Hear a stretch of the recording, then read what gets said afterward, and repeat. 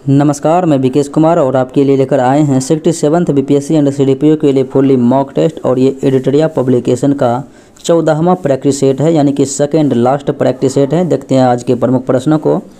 PDF आपको knowledge junction मस्ती Telegram channel पर उपलब्ध रहेगा, वहाँ से आप प्राप्त कर सकते हैं। तो मेरा पहला प्रश्न इस प्रकार से है, बिहार में असहयोग आंदोलन के दौरान किसने सदाकत आश्रम की स्थापना की? तो सदाकत आश्रम जो कि पटना में स्थित है और इसकी स्थापना जो है मजरुल हक के द्वारा किया गया था। अगले प्रश्नों को देखा जाए। सितंबर 1928 में हिंदुस्तान सोशलिस्ट रिपब्लिकन आर्मी की बैठक में बिहार के किस क्रांतिकारी ने भाग लिया था? तो बिहार के जो क्रांतिकारी ने भाग लिया तो वो था फणींद्रनाथ घोष। अगले प्रश्नों को देखा जाए। नमक सत्याग्रह के दौरान चर्चित स्थल नखास पिंड, तो नखास पिंड कहा जाता है कि निम्नलिखित में से किस राज्य में है?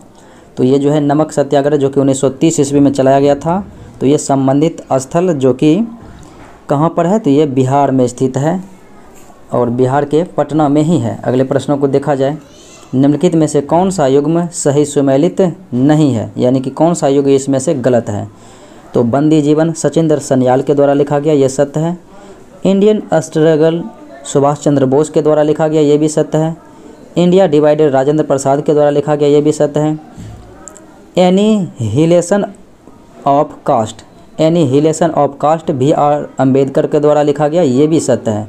इसलिए आंसर आपका ई हो जाएगा, इनमें से कोई नहीं, क्योंकि सभी के सभी विकल्प सत्य हैं। अगले प्रश्नों को देखा जाए। भारत के स्वतंत्रता संग्राम से संबंधित निम्नलिखित घटनाओं में सबसे अंत में कौन सी घटना घटित हुई? तो सबसे अंत में घटित घटनाओं की बात करें तो आपको पता है कि रोलेक्ट एक्ट, तो रोलेक्ट एक्ट सत्य, यानी कि रोलेक्ट अधिनियम जो है सबसे पहले बात करें तो 19 मार्च 1919 को आया था। फिर उसके बाद देखें तो जलियांवाला बाग हत्याकांड 13 अप्रैल 1919 को हुआ था, 13 अप्रैल 1919 को हुआ था।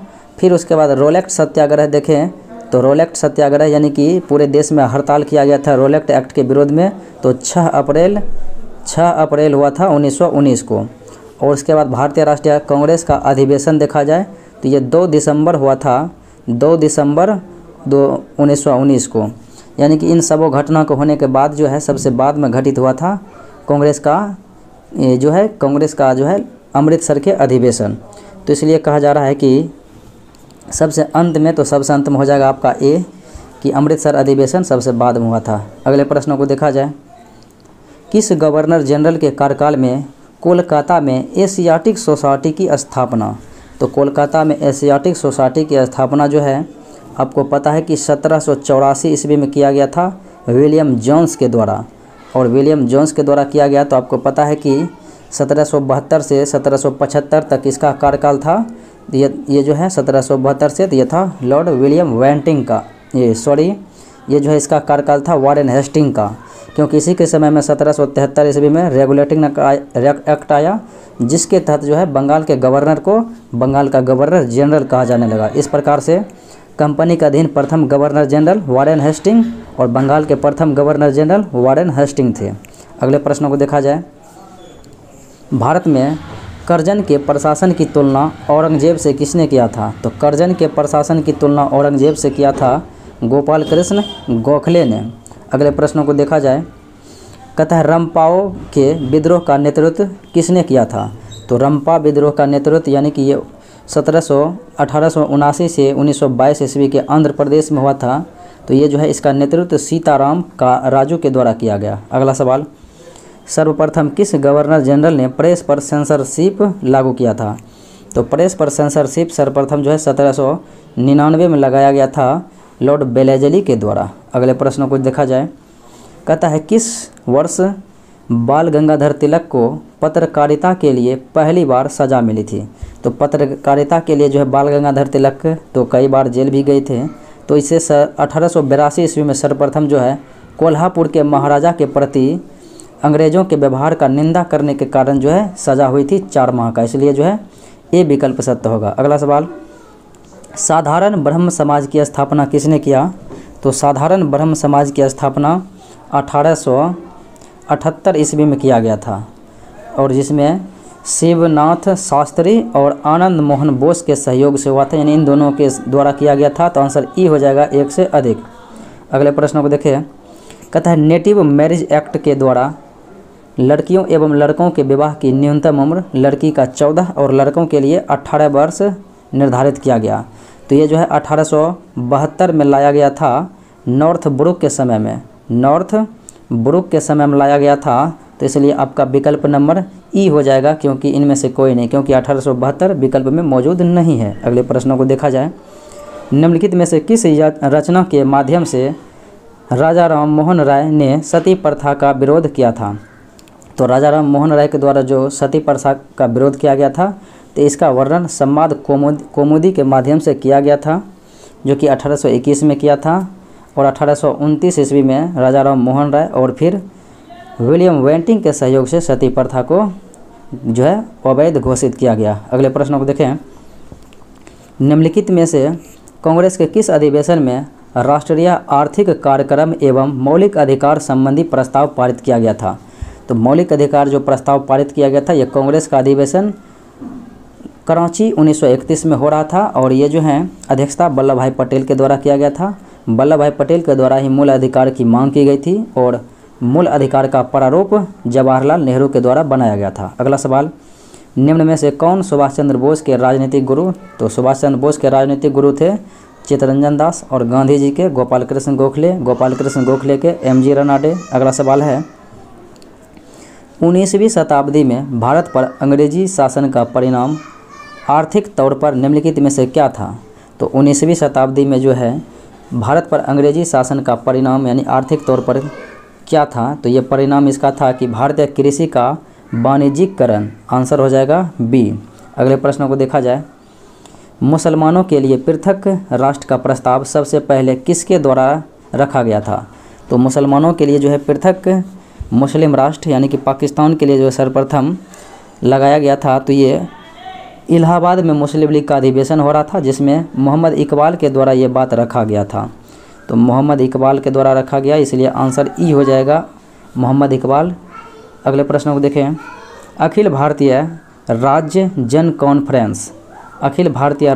Conference all India states people's conference का आयोजन कब किया गया? तो इनका आयोजन पूछा जा रहा है कि कब किया गया, तो ये किया गया था सन 1927 ईस्वी में। अगले प्रश्नों को देखा जाए, अखिल भारतीय मुस्लिम लीग के किस अधिवेशन में बकरीद के अवसर पर गोवध निषिद्ध का प्रस्ताव पारित किया गया था? यानी कि बकरीद के अवसर पर जो है गोवध निषिद्ध किया गया, गौ हत्या की जो है पर प्रतिबंध लगाया गया था। तो ये अमृतसर में हो रहा था कांग्रेस का अधिवेशन 1919, 2 दिसंबर 1919 अमृतसर। अगला सवाल, डिस्कवरी ऑफ इंडिया नामक प्रसिद्ध पुस्तक की रचना जवाहरलाल नेहरू के द्वारा किया गया था किस जेल में? तो ये अहमदनगर के फोर्ट में जेल में रह के किया था। अहमदनगर फोर्ट जेल में रहते हुए डिस्कवरी ऑफ इंडिया जवाहरलाल के द्वारा लिखा गया। अगला सवाल है, निम्नलिखित में से किसके द्वारा मराठी पत्रिका बहिष्कृत भारत प्रकाशित किया गया था? तो बहिष्कृत भारत भीमराव अंबेडकर के द्वारा जो है ये पारित किया गया था, यानी कि पुस्तिका संपादित किया गया था, प्रकाशित किया गया था। अगले प्रश्नों को देखा जाए, महात्मा गांधी द्वारा भारत में पहला आमरण अनशन कब प्रारंभ किया गया? तो महात्मा गांधी के द्वारा जो है पहला आमरण अनशन ये जो है सांप्रदायिक निर्णय के विरुद्ध किया गया, क्योंकि सांप्रदायिक अवार्ड जब वितरित हो रहा था 16 अगस्त 1932 को, इसमें जो है सांप्रदायिक के आधार पर विभाजन किया गया, बंटवारा किया गया, तो इसीलिए ये नाखुश थे और इन्होंने आमरण अनशन किया। लेकिन पहली बार अगर भूख हड़ताल रहेगा तो भूख हड़ताल हो जाएगा अहमदाबाद मिल मजदूर के कारण। अगले प्रश्न को देखें, निम्नलिखित में से किस विषय पर मतभेद होने के कारण द्वितीय गोलमेज सम्मेलन असफल रहा था? तो सांप्रदायिक प्रतिनिधित्व के कारण से जो है द्वितीय गोलमेज सम्मेलन असफल रहा, क्योंकि सांप्रदायिक के आधार पर जो है सीटों का बंटवारा किया जा रहा था।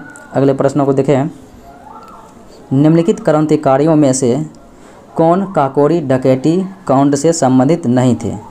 तो काकोरी ट्रेन डकैती से संबंधित जो 9 अगस्त 1925 को यह घटना दिया गया था, 1925 में हुआ था ये काकोरी ट्रेन डकैती, जो कि सहारनपुर से जो है गाड़ी गुजर रही थी, उसमें जो है अंग्रेज़ों के जो है खजाने के लूटने का प्रयास किया था? ठाकुर रोशन सिंह, अशफाक उल्लाह खां और राम प्रसाद बिस्मिल, जो कि सुखदेव जो है इन घटनाओं से संबंधित नहीं रहे थे। अगले प्रश्नों को देखा जाए। वर्ष 1912 में कांग्रेस का 27वां अधिवेशन बांकीपुर पटना में हुआ था और इसकी अधिवेशन की अध्यक्षता करने वाले जो व्यक्ति थे वो थे आर माधोलकर। तो आर माधोलकर जी थे। तो आर माधोलकर किसी भी ऑप्शन में नहीं है, तो इसलिए आंसर ई हो जाएगा, इनमें से कोई नहीं। अगले प्रश्नों को देखा जाए।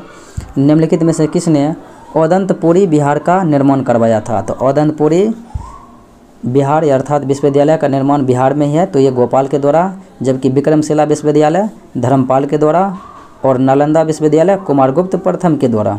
अगले प्रश्नों को देखें। निम्नलिखित में से किस अधिनियम में भारतीय ईसाइयों तथा आंग्ल भारतीयों के प्रतिनिधित्व के लिए पृथक निर्वाचक मंडल बनाए जाने का प्रावधान किया गया था? तो मुस्लिम संप्रदाय के लिए जो पृथक निर्वाचन दिया गया था 1909 के अधिनियम में, लेकिन ईसाई के द्वारा जो है यानी ईसाई और आंग्ल भारतीय के लिए तो ये भारत शासन अधिनियम 1919 में, और दलितों के लिए, महिलाओं के लिए भारत शासन अधिनियम 1935 में दिया गया था। अगले प्रश्नों को देखा जाए। मोहम्मद गजनवी के भारत आक्रमण का मुख्य उद्देश्य क्या था? तो मोहम्मद गजनी जो भारत पर आक्रमण किया था, पहली तो 1000, फिर अंतिम आक्रमण 1030 में भी, यानी कि वो जो है 1027 में किया था और फिर 1025 में सोमनाथ पर किया था। तो लेकिन इनकी जो है सबसे मुख्य उद्देश्य रहा था धन की प्राप्ति। इसने इस्लाम धर्म प्रचार के लिए ऐसा नहीं किया था। अगला सवाल देखा जाए। अत्यंत सुरीले अंदाज में कुरान पढ़ने के कारण निम्न में से कौन सा शासक कुरान खान के नाम से प्रसिद्ध हुआ? कुरान खान के नाम से प्रसिद्ध हुआ था, तो ऐसा शासक था, तो ये था आपका कुतुबुद्दीन ऐबक। अगले प्रश्नों को देखा जाए। कहता है दक्षिण भारत के प्रशासन में पोलीगार कौन थे? तो दक्षिण भारत के जो प्रशासन में पोलीगार, तो ये थे क्षत्रिय प्रशासक एवं सैन्य नियंत्रक। अगले प्रश्नों को देखें। हुमायूं द्वारा लड़े गए निम्नलिखित युद्धों को कालक्रम के अनुसार व्यवस्थित करना है। चलिए व्यवस्थित करते हैं। देवरा घाटी का युद्ध हुमायूं ने 1532 ईस्वी में लड़ा था, 1532 में। और बता दें कि चौसा का युद्ध 1539 में, और फिर कन्नौज का युद्ध 1540 में, और फिर देखा जाए तो सरहिंद का युद्ध इसका आखिरी युद्ध था 1555 में। इस प्रकार से आप जो है मैचिंग करा सकते हैं, जैसे कि पहले हो जाएगा 2 1 3 4, 2 1 3 4, जो कि ऑप्शन नंबर ए। अगले प्रश्नों को देखें। अकबर का दीन ए इलाही धर्म एकेश्वरवाद पर आधारित था। अकबर ने इसकी शुरुआत कब की? तो आपको बता दें कि अकबर ने 1578 में, सबसे पहले तो 1575 में इन्होंने इबादत खाने की स्थापना किया, और 1578 में इबादत खाने में सभी धर्मों को प्रवेश की अनुमति दिया। 1579 में मगहर की घोषणा किया। 1580 में 10 साला बंदोबस्त। 1585 में अपनी राजधानी लाहौर स्थानांतरित किया था, और 1582 में जो है इसने क्या किया था, दीन ए इलाही धर्म को जो है स्वीकारा था, यानी कि दीन ए इलाही धर्म को बनाया था। और 1583 में इसने इलाही संवत चलाया था। 1582 में दीन ए इलाही धर्म की स्थापना, 1583 में इलाही संवत, इसलिए 1582 आपको ऑप्शन में है नहीं, तो आंसर ई हो जाएगा, इनमें से कोई नहीं। अगले प्रश्नों को देखें। जूनागढ़ अभिलेख में निम्न में से किस शासक के संदर्भ में विवरण मिलता है? तो जूनागढ़ अभिलेख में रुद्रदामन का भी मिलता है, स्कंदगुप्त का भी मिलता है, और चंद्रगुप्त मौर्य का भी, और अशोक का भी। तो इनमें से हो जाएगा एक से अधिक, यानी कि सभी का जो है विवरण मिलता है। अगले प्रश्नों को देखें। देवी चंद्रगुप्तम ये पुस्तक है, तो किनके द्वारा लिखित है? तो ये जो है रचना विशाख दत्त के द्वारा किया गया है। अगला सवाल है। निम्नलिखित में से किस स्तूप का संबंध बुद्ध के जीवन की किसी घटना से संबंधित नहीं है? आपको बता दें कि सारनाथ बुद्ध के जो है प्रथम प्रवचन दिया था, सर्वाधिक तो श्रावस्ती में दिया था, और कुशीनारा में बुद्ध की मृत्यु हुई थी। बोध गया में ज्ञान की प्राप्ति हुई थी, जो कि सांची का स्तूप रायसेन मध्य प्रदेश में, इसके जीवन के कोई भी घटना से संबंधित नहीं है। अगले प्रश्नों को देखा जाए। हड़प्पा सभ्यता का महत्वपूर्ण स्थल सूत का गेंडोर बलूचिस्तान में है, और ये जो है दास्क नदी के किनारे हैं। अगले प्रश्नों को देखा जाए। सिंधु घाटी सभ्यता एवं वैदिक सभ्यता में क्या अंतर का आधार है? इन दोनों के बीच अंतर का जो आधार है, तो सिंधु घाटी सभ्यता नगरीय व्यवस्था था, जबकि वैदिक ग्रामीण था। और सिंधु घाटी सभ्यता में लोहे एवं युद्धजनक हथियार की कमी थी, यानी कि लोहे से अनभिज्ञ थे। और वैदिक सभ्यता में लोहे की खोज हो गई थी। और सिंधु सभ्यता की लिपि भाव चित्रात्मक था, यानी कि लिखा गया था लेकिन पढ़ा नहीं गया था, इसलिए भी है। और सिंधु घाटी सभ्यता से उन्नत जल प्रबंधन मिला था धोलावीरा और हड़प्पा से, इसलिए ये आंसर ई हो जाएगा इनमें से सभी, यानी कि ये जो है सभी के सभी आधार ही हैं। तो कहा जाता है इनमें से कौन सा नहीं है, तो ये जो है एक भी नहीं है, यानी कि हो जाएगा इनमें से कोई नहीं, क्योंकि गलत कोई नहीं है, सभी सही है। अगला सवाल है, वर्तमान में उच्चतम न्यायालय में कुल कितने न्यायाधीश हैं? तो वर्तमान में कुल 34 न्यायाधीश हैं, 33 न्यायाधीश हैं अन्य और 1 न्यायाधीश हैं मुख्य। अगले प्रश्नों को देखें। कहता है लोकसभा में किसी विधेयक पर आम बहस निम्नलिखित में से किस स्तर पर होता है? तो लोकसभा में जो है किसी विधेयक पर आम बहस जो होगा वो किस स्तर पर, तो वो होगा द्वितीय वाचन के स्थिति में। अगले प्रश्नों को देखें। निम्नलिखित में से संविधान के किस अनुच्छेद के तहत राज्य वित्त आयोग के गठन का उल्लेख किया गया है? तो राज्य वित्त आयोग के गठन का यानी गठन किया जाता है राज्यपाल के माध्यम से, तो इसका उल्लेख अनुच्छेद 243 के आई में किया गया है। अगला सवाल देखें। निम्न में से कौन सा युग्म सही सुमेलित नहीं है? जरा देखा जाए। कहता उपराष्ट्रपति का पद संयुक्त राज्य अमेरिका से, ये सत्य है। राज्यसभा के सदस्यों का निर्वाचन आयरलैंड, ये गलत है, क्योंकि ये जो है लिया गया है कहाँ से, तो दक्षिण अफ्रीका से लिया गया है राज्यसभा के सदस्यों का निर्वाचन, इसलिए ये गलत है। और राज्यों का राज्यपाल की नियुक्ति की विषय प्रक्रिया कनाडा से, ये सत्य है। और संसदीय विशेषाधिकार ब्रिटेन से, ये भी सत्य है। अगले प्रश्नों को देखा जाए। वरीयता अनुक्रम में छठे स्थान पर लोकसभा अध्यक्ष के साथ किसे रखा गया है? अगर वरीयता क्रम की बात करें तो सबसे पहले राष्ट्रपति, उपराष्ट्रपति, फिर प्रधानमंत्री, फिर राज्यों के राज्यपाल चौथे स्थान पर हो जाएगा, फिर 5वें स्थान पर भूतपूर्व राष्ट्रपति और छठे स्थान पर लोकसभा अध्यक्ष और भारत के मुख्य न्यायाधीश, इसलिए ये छठे स्थान पर दोनों सम्मिलित रूप से हैं। अगले प्रश्नों को देखा जाए। संसद के उच्च सदन में निम्नलिखित में से राज्यों की सीटों का सही अवरोही क्रम कौन सा है? यानी कि किस किस राज्य में जो है सबसे अधिक सीटों की संख्या है अवरोही क्रम, यानी कि सबसे ज़्यादा से कम की ओर हमें चलना है। आपको बता दें कि उत्तर प्रदेश में जो है सर्वाधिक सीटों की संख्या जो है राज्यसभा का कितना है, तो 31 है। फिर महाराष्ट्र में कितना है सर्वाधिक, तो 19 है। तमिलनाडु में कितना है, 18 है। और बंगाल बिहार में 16 है, इसलिए आंसर ए हो जाएगा, जो कि सीरियली क्रम में है। अगले प्रश्नों को देखा जाए। राज्यसभा का गठन कब हुआ था? तो राज्यसभा का गठन हुआ था 3 अप्रैल 1952 को। अगले प्रश्नों को देखें। एक उच्च न्यायालय का न्यायाधीश अपना त्यागपत्र किसे संबोधित करके देता है? तो उच्च न्यायालय का न्यायाधीश अपना त्यागपत्र किसे देगा? तो ये जो है राष्ट्रपति को ही देगा। अगले प्रश्नों को देखा जाए। निम्नलिखित में से किसे संविधान के भाग 3 में उल्लेखित अनुच्छेद 32 को संविधान की आत्मा कहा था? यानी कि अनुच्छेद 32 को किसने संविधान की आत्मा कहा था? तो ये प्रारूप समिति के अध्यक्ष ये थे भीमराव अंबेडकर के द्वारा कहा गया था। अगर बात करें प्रारूप समिति के, तो प्रारूप समिति के इसमें तो 7 सदस्य थे ही, और ये जो है संविधान सभा के सलाहकार BN राव थे, संविधान सभा के अध्यक्ष राजेंद्र प्रसाद थे। अगले प्रश्न को देखें। संघ का यह कर्तव्य है कि वह बाह्य आक्रमण और आंतरिक अशांति से प्रत्येक राज्य की रक्षा करें, और यह संविधान के किस अनुच्छेद में वर्णित है? तो अनुच्छेद 355 में वर्णित किया गया है। अगले प्रश्न को देखें। भारत में प्रजातंत्र इस तथ्य पर आधारित है कि, तो प्रजातंत्र इस स्तर पर आधारित है भारत में कि जनता के पास जो है सरकार को चुनने और बदलने का अधिकार प्राप्त है। अगला सवाल है। निम्नलिखित में से कौन ऐसे भारत के राष्ट्रपति हुए जो पद पर रहते हुए मृत्यु को प्राप्त हुआ? तो बता दें कि भारत के राष्ट्रपतियों का कालक्रम में जैसे सबसे पहले तो राजेंद्र प्रसाद आए, फिर वो 2 कार्यकाल किए, फिर उसके बाद जो है सर्वपल्ली राधाकृष्णन, फिर उसके बाद जाकिर हुसैन आए थे। तो जाकिर हुसैन जो है 1967 से 1969 तक रहा था। 1969 में ही इसके कार्यकाल के दौरान मृत्यु हो गई थी। फिर 1969 से 1974 बीबी गिरी आए थे। फिर इसके बाद बीबी गिरी के बाद फखरुद्दीन अली अहमद आए, और इन्होंने 1974 से 1977 तक अर्थात 3 वर्ष के कार्यकाल के दौरान ही इसकी भी मृत्यु हो गई। इसलिए जाकिर हुसैन और फखरुद्दीन अली अहमद इन दोनों की मृत्यु हो गई। तो आंसर ई हो जाएगा 1 से अधिक। और जाकिर हुसैन प्रथम मुस्लिम थे जो कि राष्ट्रपति बने थे। अगले प्रश्नों को देखें। निम्नलिखित में से किसे राज्यपाल नियुक्ति तो कर सकता है लेकिन उसे हटाने यानी कि पद से हटा नहीं सकता है? तो राज्य लोक सेवा आयोग के अध्यक्ष की नियुक्ति राज्यपाल के द्वारा करता है लेकिन हटाया जाता है राष्ट्रपति के द्वारा। एक तो ये हो जाएगा। और फिर राज्य के निर्वाचन आयुक्त की नियुक्ति राज्यपाल के द्वारा किया जाता है लेकिन इसे महाभियोग के द्वारा हटाया जाता है। आंसर इसीलिए ए और डी हो जाएगा, यानी इनमें से एक से अधिक। अगले प्रश्नों को देखा जाए।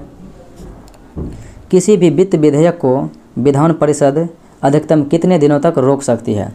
धन विधेयक हो चाहे वित्त विधेयक हो, विधान परिषद अधिक से अधिक 14 दिन तक रोक सकती है, इसलिए आंसर ई हो जाएगा, इनमें से कोई नहीं। अगर बात होगी साधारण विधेयक तो प्रथम बार 3 माह, उसके बाद फिर 1 माह, यानी कि अधिकतम 4 माह। अगला सवाल, भारत में एकल संक्रमणीय मत प्रणाली का प्रयोग किसके निर्वाचन में किया जाता है? तो राज्यसभा के चुनाव में और विधान परिषद के चुनाव में एकल संक्रमणीय मत प्रणाली का प्रयोग किया जाता है, इसलिए आंसर ई हो जाएगा, 1 से अधिक। अगले प्रश्नों को देखा जाए। निम्न तरंगदैर्घ्य का एसआई मात्रक क्या होता है? तो आपको पता है कि तरंगदैर्घ्य को एंगस्ट्रम में मापा जाता है, जो कि मीटर में माप सकते हैं, तो मीटर हो जाएगा। अगले सवाल को देखें। कहता है यदि हवा का तापमान बढ़ता है तो उसकी जलवाष्प ग्रहण करने की क्षमता क्या होगी? तो जलवाष्प ग्रहण करने की क्षमता भी बढ़ेगी। अगले प्रश्नों को देखा जाए। कहता है सार्वत्रिक यानी कि गुरुत्वाकर्षण यानी कि कैपिटल जी का मान क्या होगा? तो कैपिटल जी नियतांक का मान जो है 6.67 × 10⁻⁻11 न्यूटन मीटर स्क्वायर प्रति केजी स्क्वायर होता है। अगले प्रश्नों को देखा जाए। निम्न में से कौन सी घटना प्रकाश के अपवर्तन का उदाहरण नहीं है? प्रकाश के अपवर्तन का उदाहरण नहीं है तो जरा देखा जाए। तो आपको पता है कि हीरे का चमकना प्रकाश का पूर्ण आंतरिक परावर्तन होता है, पूर्ण आंतरिक परावर्तन होता है, तो एक तो ये नहीं होगा। फिर तारे का टिमटिमाना अपवर्तन, पानी में डूबी हुई छड़ का मुड़ा हुआ दिखाई देना अपवर्तन, और सूर्य का उगने से पूर्व और डूबने के पश्चात भी दिखाई देना अपवर्तन के कारण से, यानी कि केवल एक हो जाएगा ए। अगले प्रश्न को देखें। अति सूक्ष्म वस्तुओं को देखने के लिए प्रयोग किया जाने वाला प्रकाशिक उपकरण कौन सा है? तो सूक्ष्म वस्तु को देखने के लिए माइक्रोस्कोप का इस्तेमाल करते हैं। अगले प्रश्न को देखें। किसी वस्तु का द्रव्यमान निम्न में से किसकी माप है? तो किसी वस्तु का द्रव्यमान तो यह हो जाएगा जड़त्व की माप। अगले प्रश्न को देखें। निम्न में से विद्युत शक्ति का इकाई क्या है? तो किलोवाट, वाट, मेगावाट, ये सब जो है शक्ति की इकाई होती है। जबकि बात करें एम्पियर तो विद्युत धारा का, आवेश का कूलम, और विभव और विभवांतर का वोल्ट। अगले प्रश्नों को देखा जाए। प्याजों के छिलके उतारने पर आंसू आने का कारण हो जाता है कि उसमें उपस्थित सल्फेनिक अम्ल होता है, सल्फेनिक अम्ल। अगला सवाल है सरल लोलक की कालावधि किस पर निर्भर करती है? तो लंबाई बढ़ने से कालावधि भी बढ़ जाती है, इसलिए यह लंबाई पर ही निर्भर करती है। अगले प्रश्नों को देखा जाए। सभी चुंबकीय पदार्थ अपने चुंबकीय गुण खो देते हैं। अगर आप जो है चुंबक को गर्म कर देंगे तो वो अपना गुण जो है खो देंगे। अगले प्रश्नों को देखें। निम्न में से कौन रासायनिक परिवर्तन का उदाहरण नहीं है? तो ज़रा बता दें कि दूध से दही बनना रासायनिक परिवर्तन, जल का वाष्प में बदलना यह हो जाएगा भौतिक परिवर्तन, और फिर लोहे में जंग लगना तो ये हो जाएगा रासायनिक परिवर्तन, शरीर में भोजन का पचना रासायनिक परिवर्तन। तो बी हो जाएगा केवल जो आपका भौतिक परिवर्तन है। अगला सवाल है विटामिन B12 का रासायनिक नाम क्या है? आपको बता दें कि विटामिन B2 का रासायनिक नाम क्या है? तो विटामिन B2 का B1 का हो जाएगा थायमिन, B2 का हो जाएगा राइबोफ्लेविन, और विटामिन ए का रेटिनॉल, विटामिन ई का टेगोफेरॉल, विटामिन सी का एस्कॉर्बिक एसिड, विटामिन डी का कैल्सीफेरॉल। अगले प्रश्नों को देखा जाए। सामान्यतः स्त्रियों की आवाज़ का तारतम्य क्या होता है? तो आपको पता है कि स्त्रियों की आवाज़ पतली होती है, इसका तारतम्य अधिक होता है पुरुषों की तुलना में, इसी कारण से जो है स्त्रियों की आवाज़ बहुत दूर तक जाती है। अगले प्रश्नों को देखा जाए। निम्नलिखित में कौन सा सतफल के अंतर्गत आता है? यानी कि जिन फलों की उत्पत्ति अंडाशय से होगी उसे सतफल कहेंगे, जिन फलों की उत्पत्ति अंडाशय के बाह्य यानी कि पुष्पासन या फिर अलग जगहों से होगी उसे हम असत फल कहेंगे।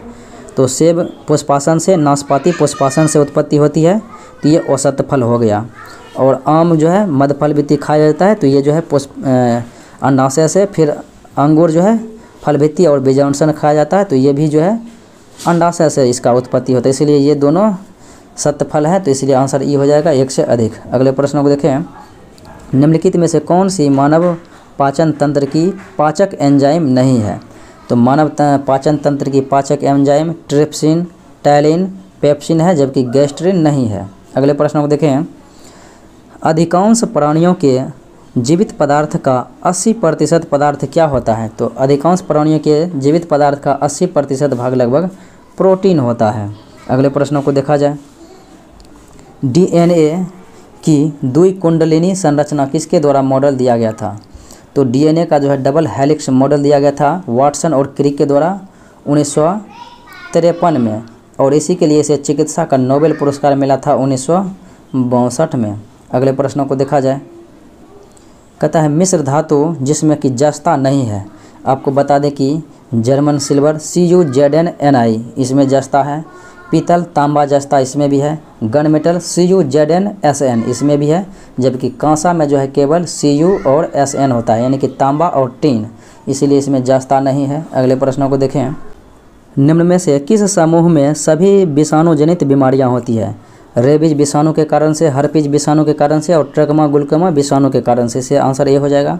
जबकि तपेदिक, यक्षमा, टीबी ये जो है जीवाणु के कारण से, और खसरा चेचक विषाणु के कारण से, निमोनिया जीवाणु के कारण से, और एड्स पोलियो विषाणु के कारण से, प्लेग जीवाणु के कारण से, और डेंगूपीलिया विषाणु के कारण से, इसलिए आंसर ए हो जाएगा। अगला सवाल है, सुनहरे चावल गोल्डन राइस में बीटा कैरोटीन जीन कहाँ से आता है? तो बीटा कैरोटीन जीन जो है कहा जा रहा है कि कहाँ से आता है, तो ये हो जाएगा डैफोडिल से आता है।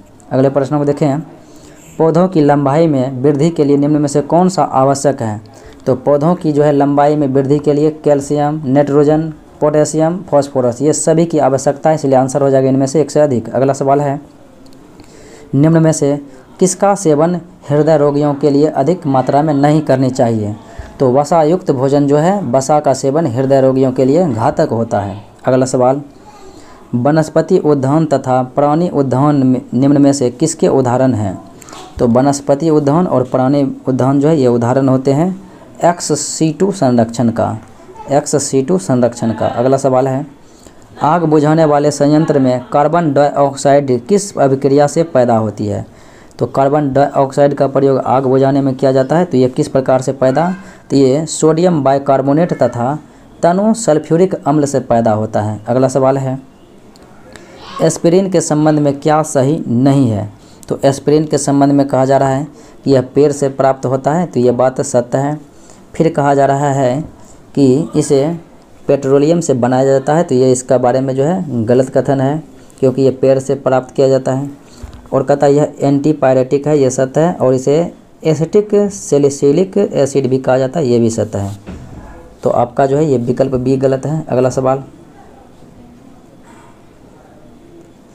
निम्न में से कौन सा सही सुमेलित नहीं है? विटामिन ए की कमी से रतौंधी होता है, या फिर जीरोप्थैल्मिया, वर्णांता तो अनुवांशिक बीमारी है, ये गलत है, तो ये विकल्प गलत है। विटामिन के से रक्त का जमना यानी कि कमी से नहीं जमता, ये सत्य है। थायमिन से बेरी ये सत्य है, और एस्कॉर्बिक एसिड से एस्कॉर्बी बीमारी ये जो है सत्य है। अगला सवाल है, निम्न में से कौन प्रोटोजोआ जनित रोग है?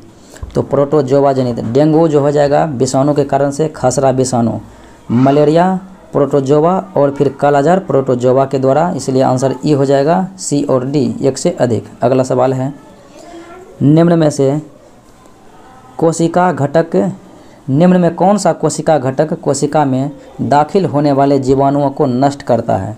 तो कोशिका में दाखिल होने वाले जीवाणुओं को नष्ट करता है, तो यह है लाइसोसोम, जिन्हें आत्महत्या की थैली कहा जाता है, और राइबोसोम को प्रोटीन की फैक्ट्री, और गोल्जी को यातायात का प्रबंधक। अगला सवाल, पारिस्थितिकी तंत्र में ऊर्जा का मुख्य स्रोत क्या है? तो पारिस्थितिकी तंत्र में ऊर्जा का मुख्य स्रोत है सूर्य विकिरण यानी कि सौर ऊर्जा।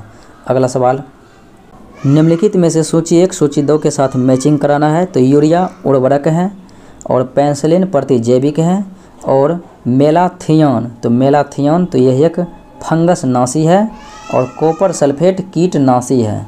इस प्रकार से मैचिंग हो जाएगा। अगला सवाल है, अब्दुल रज्जाक गुरनाह जिसे वर्ष 2021 का साहित्य का नोबेल पुरस्कार दिया गया था, तो उनका संबंध तांजानिया से है।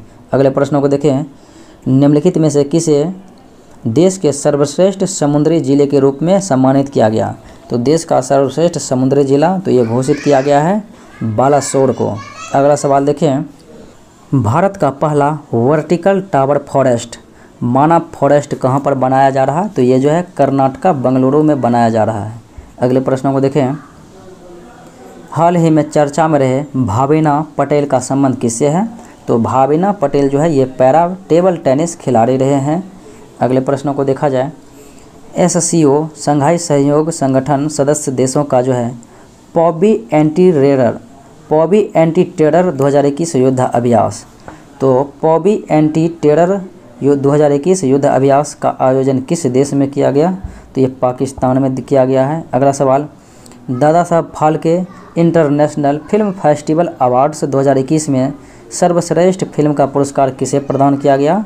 तो ये दिया गया था तान्हाजी द अनसंग वॉरियर को। अगले प्रश्नों को देखा जाए, किस देश के भूवैज्ञानिकों ने पृथ्वी पर 1.6 बिलियन वर्ष पुराने पानी की खोज की है? तो 1.6 बिलियन वर्ष पुराने पानी की खोज किया है, तो ये कनाडा के वैज्ञानिकों ने खोजा है। अगला सवाल है, निम्नलिखित में से किस संस्था ने MSME के लिए श्वास और आरोग्य ऋण योजना की शुरुआत की? सांस और आरोग्य ऋण योजना की शुरुआत ये जो है सिडबी के द्वारा किया गया।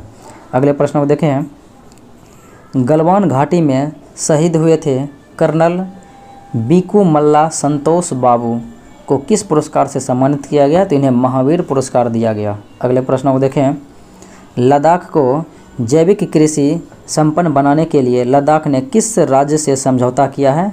तो लद्दाख सिक्किम के साथ जो है समझौता किया है जैविक कृषि संपन्न बनाने के लिए। अगले प्रश्न को देखें, एक भारत श्रेष्ठ भारत अभियान के तहत भारत को किस राज्य से जोड़ा गया है? तो एक भारत श्रेष्ठ भारत के तहत जो है बिहार को जोड़ा गया था। किसके साथ? तो बिहार को त्रिपुरा और मिजोरम के साथ जोड़ा गया। आंसर ई हो जाएगा, त्रिपुरा और मिजोरम यानी एक से अधिक। अगले प्रश्नों को देखें, भारत सरकार ने प्रत्यक्ष और अप्रत्यक्ष टैक्स से जुड़े मामले के लिए गठित समिति का अध्यक्ष किसे बनाया है? तो इस अध्यक्ष बनाया है आशीष सिराधोकर को। अगले प्रश्नों को देखा जाए, 15वें वित्त आयोग ने 2020 से 2023 की अवधि के लिए बिहार के लिए राजकोषीय घाटे के लक्ष्य को GSDP के कितने प्रतिशत करने की सिफारिश की है? तो ये सिफारिश की है 3.5%। अगले प्रश्नों को देखा जाए, एनर्जिया रॉकेट एंड स्पेस कॉरपोरेशन द्वारा हाल ही में विकसित भारी वाहन रॉकेट अंगारा A5 किस देश द्वारा लॉन्च किया गया? तो ये लॉन्च किया गया था रसिया के द्वारा, अंगारा A5। अगले प्रश्नों को देखें, अभी हाल ही में ईडा तूफान किस देश में तबाही मचाई? तो ईडा तूफान जो अभी हाल ही में तबाही मचाई थी USA में, ईडा तूफान USA में। अगला सवाल है, भारत सरकार ने सार्वजनिक उद्यम विभाग को भारी उद्योग मंत्रालय से हटाकर किस मंत्रालय के अंतर्गत रखा है? तो सार्वजनिक उद्यम विभाग को जो है अब वित्त मंत्रालय के अंतर्गत रखा गया है। अगले प्रश्नों को देखें, रक्षा मंत्रालय ने अपने सैनिकों को पेंशन पहुंचाने हेतु किस पोर्टल की शुभारंभ किया? तो पेंशन पहुंचाने के हेतु स्पर्श जो है पोर्टल शुभारंभ किया। अगला सवाल है, राष्ट्रीय पेंशन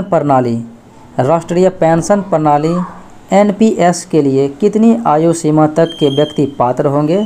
तो ये 70 वर्ष की उम्र सीमा के जो है व्यक्ति पात्र होंगे। अगले प्रश्नों को देखें, टोक्यो पैरालंपिक 2021 के ओपनिंग सेरेमनी में भारतीय ध्वजवाहक कौन थे?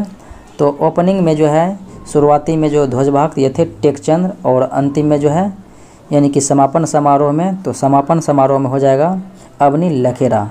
अगले प्रश्नों को देखें, भारत की मदद से किस देश में निर्मित मांगदेक्षु जल विद्युत परियोजना को लंदन स्थित इंस्टीट्यूशन ऑफ सिविल इंजीनियर्स द्वारा बुरनेल मेडल से सम्मानित किया गया? तो ये जो है आपको पता है कि मांगदेक्षु जल विद्युत परियोजना भूटान में है, जो कि भारत के मदद से विकसित किया जा रहा है। अगले प्रश्न को देखें, भारत आसियान देशों के लिए किस देश में मेगा इसरो ग्राउंड स्टेशन का निर्माण कर रहा है? तो भारत जो है आसियान देशों के लिए मेगा इसरो ग्राउंड स्टेशन का निर्माण किया जा रहा है वियतनाम में। अगले प्रश्नों को देखा जाए, सूचना और संचार प्रौद्योगिकी क्षेत्र में सहयोग हेतु भारत सरकार ने किस देश के साथ समझौता ज्ञापन पर जो है हस्ताक्षर किया? तो ये जापान के साथ किया है। अगला सवाल है, भारत के उपराष्ट्रपति वेंकैया नायडू के 4 साल के कार्यकाल का वर्णन किस किताब में किया गया है? तो रिफ्लेक्टिंग, रिकलेक्टिंग और रिकनेक्टिंग में किया गया है। अगले प्रश्नों को देखें, इसरो और ग्रामीण विकास मंत्रालय ने मिलकर ग्रामीण विकास हेतु डाटा तैयार करने के लिए कौन सा पोर्टल तैयार किया है? तो ये पोर्टल जो तैयार किया है तो ये है युक्त धारा पोर्टल। अगले प्रश्नों को देखा जाए, लाई हरोबा, तो लाई हरोबा महोत्सव किस राज्य में मनाया जाता है? तो ये मणिपुर में मनाया जाता है लाई हरोबा। अगले प्रश्नों को देखें, विश्व प्रतिभा रैंकिंग रिपोर्ट, तो विश्व प्रतिभा रैंकिंग रिपोर्ट 2021 में भारत 56वें स्थान पर रहा था। तो निम्न में से शीर्ष 5 देशों कौन सा था जो कि शीर्ष 5 में जगह बनाया था? तो शीर्ष 5 देशों को देखिए तो यह हो जाएगा सबसे पहले Switzerland, Sweden, Luxembourg, Norway, Denmark. Switzerland, Sweden, Luxembourg, Norway, Denmark. अगले प्रश्नों को देखें, भारत की पहली हरित ऊर्जा अभिसरण परियोजना किस राज्य में स्थापित की जाएगी? तो भारत की पहली हरित ऊर्जा अभिसरण परियोजना ये स्थापित की जाएगी किस राज्य में? तो ये हो जाएगा गोवा में। अगला सवाल, फीडे शतरंज विश्व कप 2021 के विजेता, तो 2021 के जो है फीडे शतरंज के विजेता रहे थे जेन क्रिजीअस्तोव। अगले प्रश्नों को देखें, 33वां ग्रीष्मकालीन ओलंपिक 2024 तो ये होगा पेरिस फ्रांस में, और 2020 टोक्यो जापान में, और 34वां 2028 में तो ये होगा लॉस एंजल्स अमेरिका में, और 2032 में जो होगा 35वां वो होगा ब्रिस्बेन ऑस्ट्रेलिया में। अगला सवाल, महात्मा गांधी की 152वीं जयंती पर 2 अक्टूबर 2021 को खादी से बना दुनिया का सबसे बड़ा राष्ट्रीय ध्वज को कहाँ पर फहराया गया था? तो ये लद्दाख में फहराया गया था। अगला सवाल है, निम्न में से कौन सा युग में सही सुमेलित नहीं है? तो ज़रा देखा जाए, कहता 1990 से 92 वार्षिक योजना सिडबी की स्थापना हुई थी, तो ये जो है वार्षिक योजना में ये बात सत्य है। फिर देखा जाए कि चौथी पंचवर्षीय योजना में हरित क्रांति, तो हरित क्रांति जो है 1967-68 में आया था, तो इस समय योजना अवकाश हो रहा था, न कि चौथी पंचवर्षीय योजना। चौथी पंचवर्षीय योजना 1969 से 1974 तक चला था, और 5वीं पंचवर्षीय योजना जो कि 1974 से 1978 हुआ था, क्योंकि एक वर्ष पूर्व ही इसे समाप्त कर दिया गया। तो इसमें भूमिगत नाभिकीय विखंड परीक्षण किया गया था, नाभिकीय परीक्षण किया गया था 1974 में, तो 5वीं में नहीं किया गया था बल्कि चौथी पंचवर्षीय योजना में, तो ये भी गलत है। और छठी पंचवर्षीय योजना 1980 से 85, जिसमें 1980 में 6 बड़े बैंकों का राष्ट्रीयकरण किया गया, यह सत्य था, यानी कि गलत जो है 2 हैं, तो इसलिए आंसर हो जाएगा 1 से अधिक, यानी कि बी और सी गलत हैं। अगला सवाल, मानव विकास सूचकांक के साथ प्रकाशित होने वाले लैंगिक समानता सूचकांक के आयामों में निम्न में से कौन शामिल नहीं है? तो इन आयामों में कहता है कौन शामिल नहीं है, तो ये जो है सशक्तिकरण है, स्वास्थ्य है और श्रम बाजार है, जबकि प्रति व्यक्ति आय इसमें सम्मिलित नहीं किया गया है मानव समानता सूचकांक में। अगला सवाल कहता है भारत में थोक मूल्य सूचकांक का आधार वर्ष क्या है?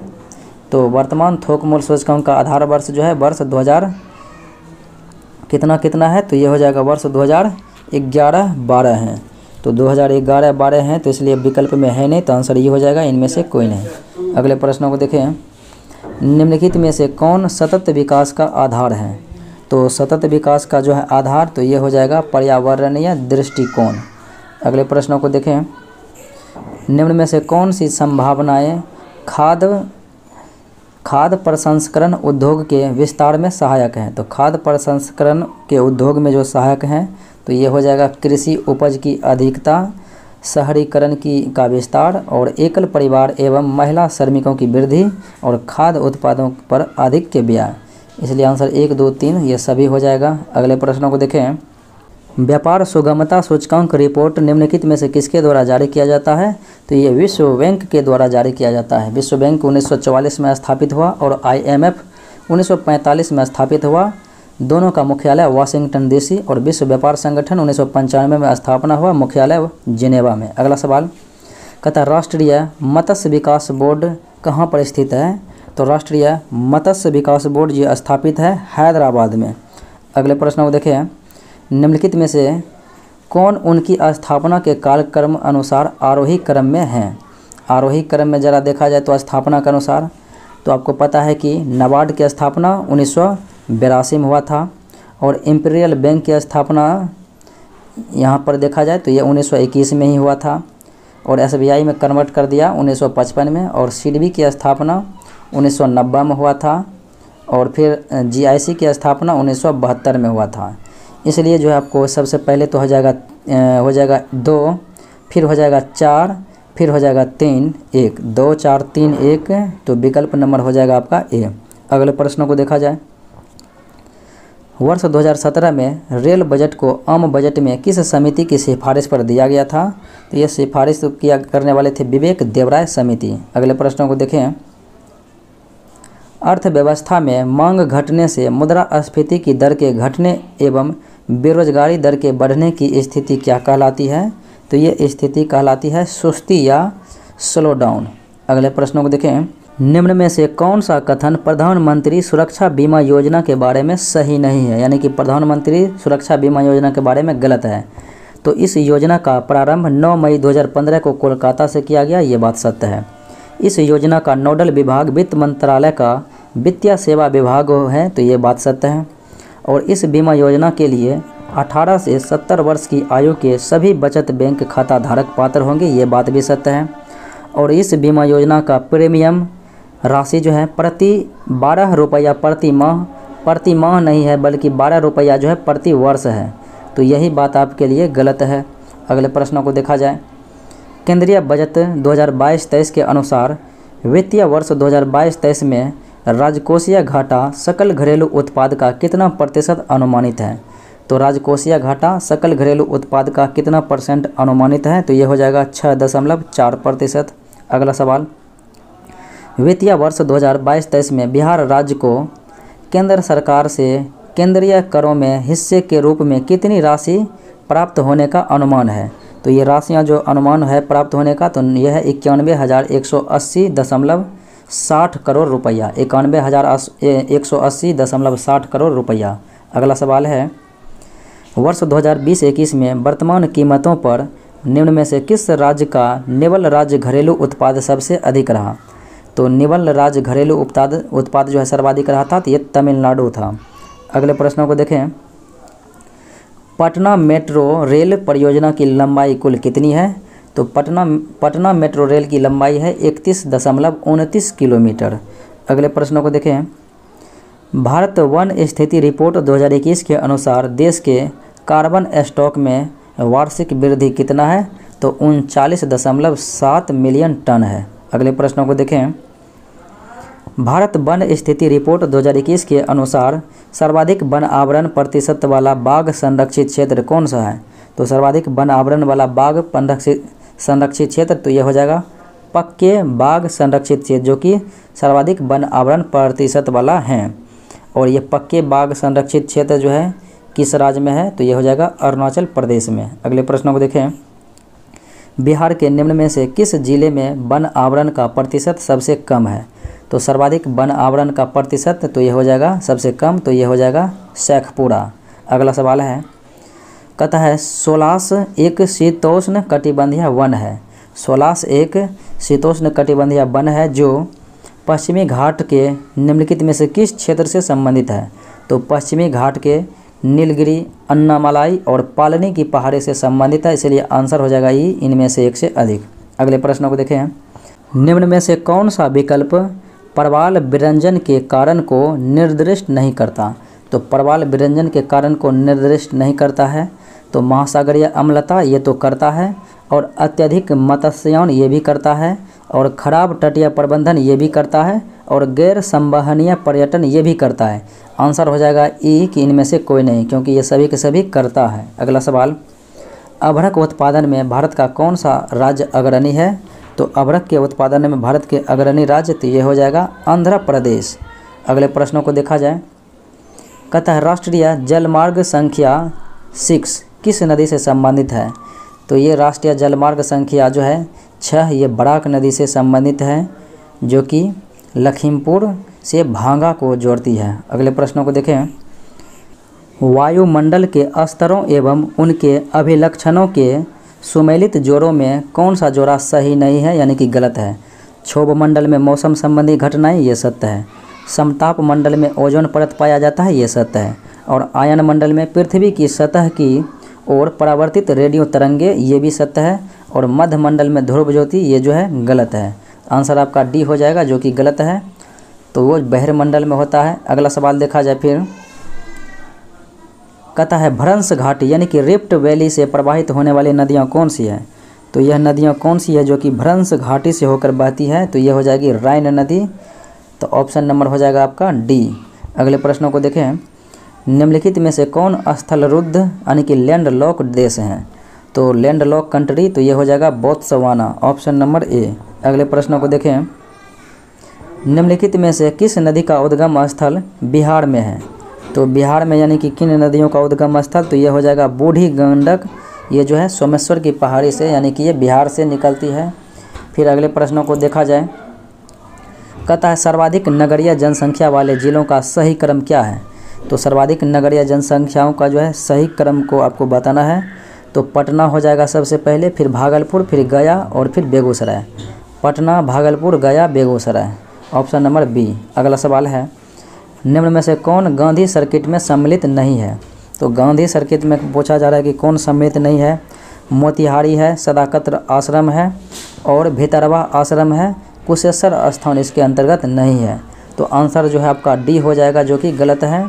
मोतिहारी, सदाकत आश्रम और भितिहरवा आश्रम है, तो इसलिए आपका डी आंसर हो जाएगा, जो कि गलत है। तो ये था आज का मुख्य विश्लेषण। मिलते हैं इसके लास्ट वीडियो में। जय हिंद।